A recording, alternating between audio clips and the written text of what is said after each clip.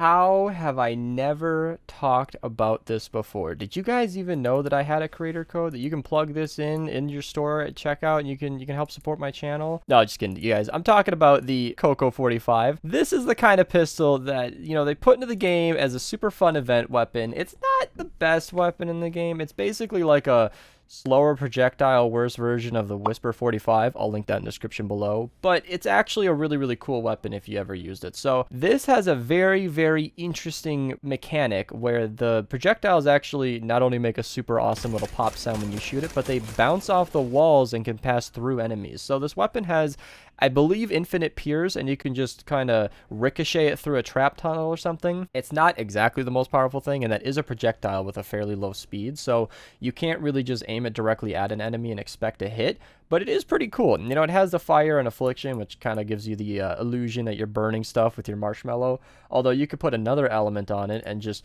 ruin the entire aesthetic of this weapon. I'm going to leave it fire, but it also has a really, really high base crit. I think it's like 15%. I don't actually know what the base crit on this thing is. Regardless what it ends up being, I would highly recommend crit rating, crit damage. The mag perk on it is interesting because I think the base is like 8 or 10 or something, so this 50% going up to 12 is nice. I think it's 8, so that would make it 12. Yeah, and then the maxed out mag size would be about 14 or 15 or 16 bullets, so that's kind of a lot. It's kind of a fun weapon to spam if you really want to do that. I mean, the 2.2 reload speed is actually pretty good, so you probably don't need to put a reload perk on this, but mag and reload is kind of interchangeable. You can almost put that, either or on any weapon in the entire game. But if you are going to do this, you are going to have a lot of chances to crit. It's going to be passing straight through enemies all the time, and it has a pretty good fire rate of 4.5, just like the Ginger Blaster. So I did recommend a fire rate on the Ginger Blaster, but it kind of doesn't matter with this weapon, the way that it bounces. So you might want to just go, double crit damage, crit rating.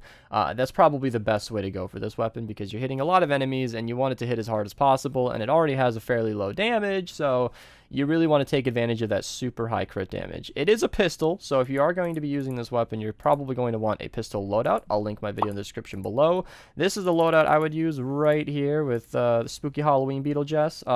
This is not the perfect loadout. This is just what I like to use.